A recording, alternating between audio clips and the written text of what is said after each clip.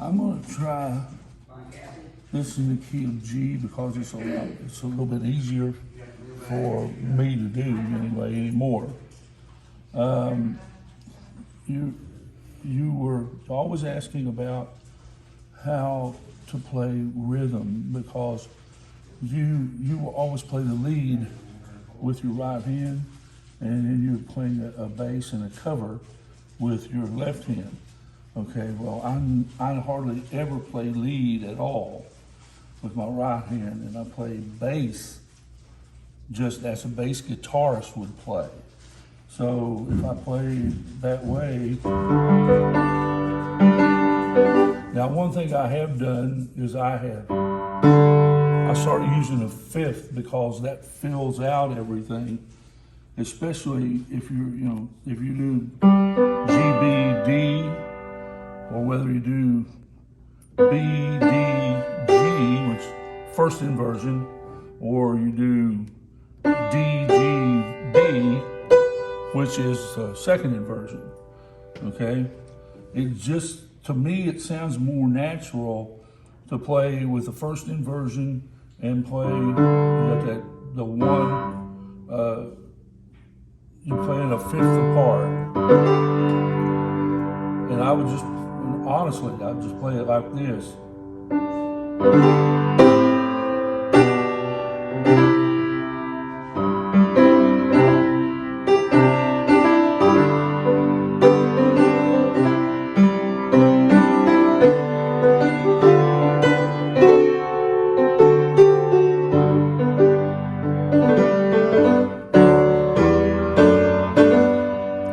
I don't know if this is what you're really wanting.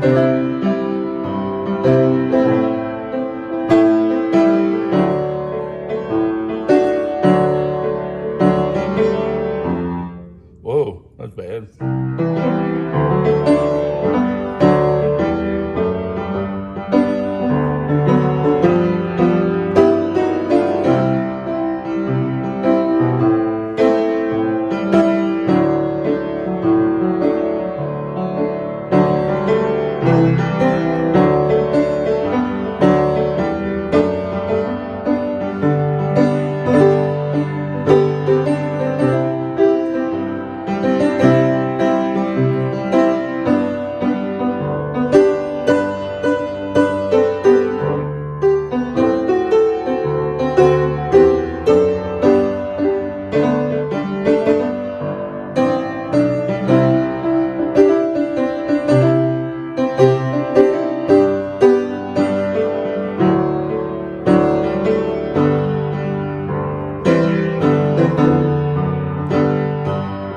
That's basically all I'm doing there. Now, if you wanted, I think you may have asked about something that I do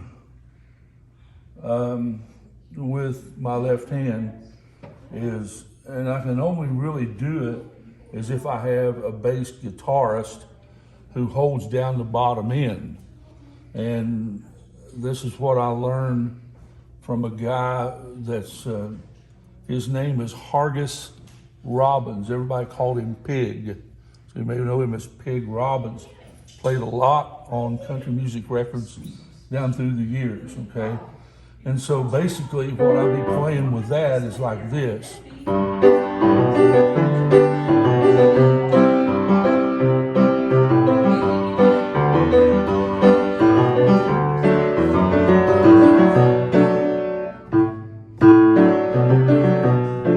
I can't do it.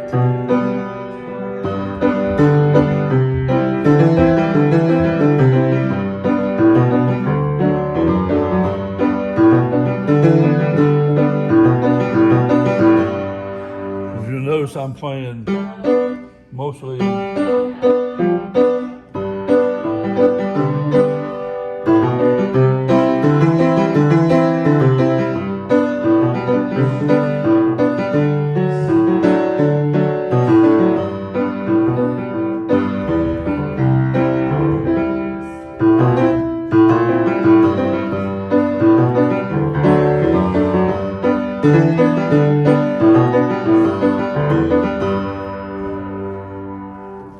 that's basically it. I don't really know much of anything else. I started playing, when I started playing hymns, I really had to figure out where my right hand was going to go.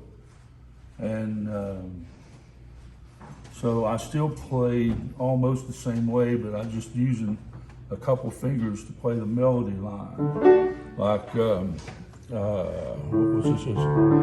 Lord, lay some soul upon my heart.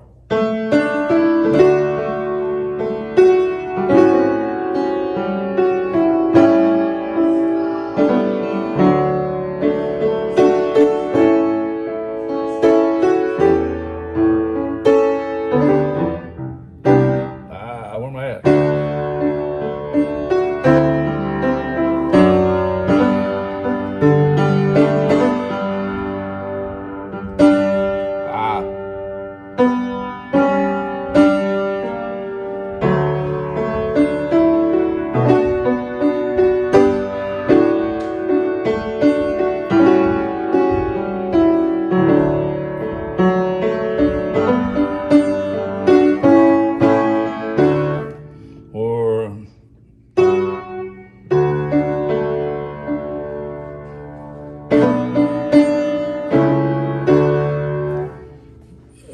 It's basically playing notes that are on the bottom. They are like thirds away from the root notes. And this one, we were in D, and when I went to play that, I went down, see, down a step and a half, and so that is actually the third note of the key of G, or G triad.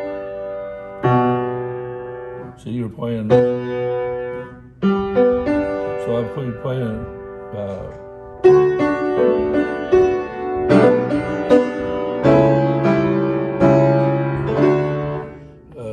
this, I don't know, I've always had a way of interpreting scales that a lot of other people have not had. And I think part of that may be because I've played with the number system so long. And I mean, I'm not trying to blow your mind or add all this other kind of stuff to you, but if you use the number system, which to me is a lot easier than trying to memorize scales, is that no matter what key you're playing in, okay, like this Sweet Hour of Prayer, it's written in the key of C. So that means that C is the root chord or the root note. So that means C is going to be 1, okay? That's number 1. Number 2 of the scale is D. Of course, number 3, that's E.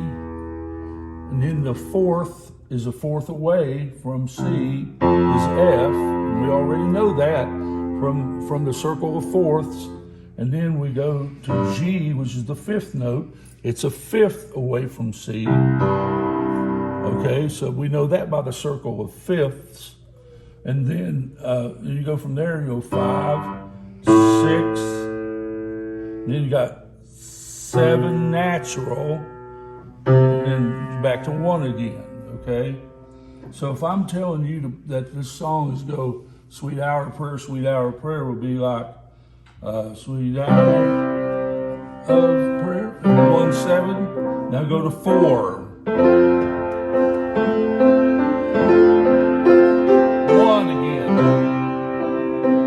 That'll be 6 minor, 2, D, and then back to G is a 5.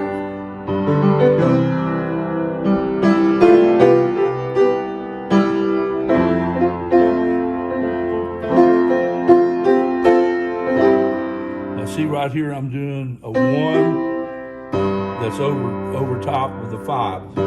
That's the root. The root is still C, but I'm playing this as the bass note. Okay, make all my wrong. Oh, 6 6 minor, then 4. Again, I'm playing that 1 over top of a 5. And then I'm going to go to a 5/7, and back to 1 again.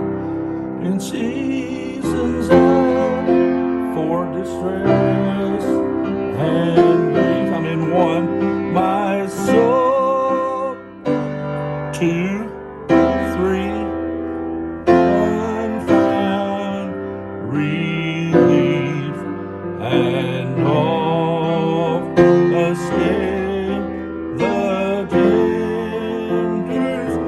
Now I'm throwing in a 2 minor 7th. By thine, again 1 with a 5 underneath. 6 minor, then 4, 1 over 5, 5/7, back. So it's a matter of knowing where your scales are really, and then attributing a number to that. So no matter what key you're playing in, if you're playing in the key of C, if your key signature is C, that's going to be number 1, because that's the key you're playing in. If you go over here and okay, we got 1 flat. We know 1 flat is a key of F. Okay, so if it's key of F, we're playing this. Come all Christians be committed. Okay, we're playing this. That's F. Since we're in the key of F, F is going to be number 1. So every other note around that, your scale, is equal to a number that goes up. So if you have F as 1, G is 2, A is 3, it's a third away from the 1. Okay, and then we have B flat. That's the odd booger. That's third in here, and that's the 4th.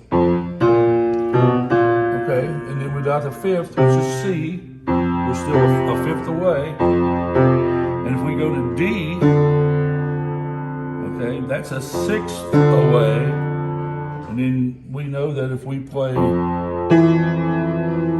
that E or F flat, which most people don't read it as that, they read it as an E. But stop and think of it this way. If you're playing, as long as you're playing with the triad of F, A, C, of course you'll hit an F up here and you've got an octave. That's 1 and 8. Okay, but if you flat that, you're playing an F major 7.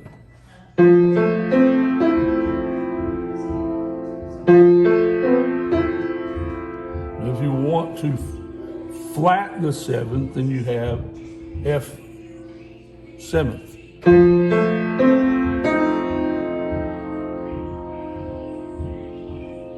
Chicago made that, color my world.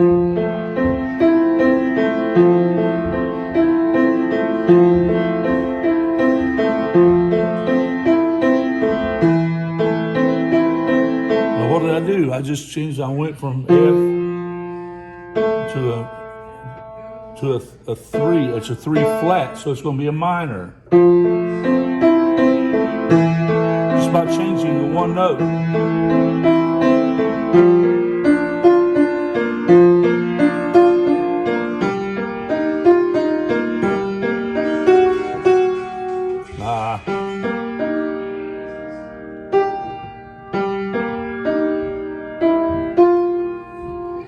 It's D flat.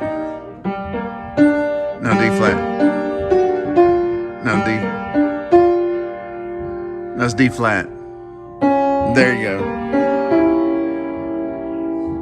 I still have an F natural there. Yeah. Okay. Well, anyway, I can't even remember half of that stuff, and I don't play enough really anymore to be able to formulate anything. But yeah, Carolyn, he got lazy on me and wanted me to play everything. No, I didn't get lazy. It's just that I'm a jack of all trades and master of none. I've always filled in where the need has been. If it's been on piano, I've done that. If it's been keyboards, I've done that. If it's been bass guitar, I've done that. If it's been rhythm or lead, I've done those. And so I've always just filled, even drums. I mean, I've just filled in, and I know about enough about all this stuff to be dangerous. So that's the reason why that I don't teach, and especially I don't teach anymore.